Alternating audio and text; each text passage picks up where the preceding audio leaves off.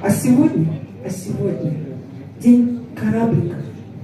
Не найдете вы его в календаре, потому что знаю день кораблика известен только в детворе, потому что не смотрят этот день в календаре, а смотрят этот день по лужам, и только детям этот день так нужен. У меня двух детей, вот мы дни кораблики не пропускаем. В Москве весь снег убрали.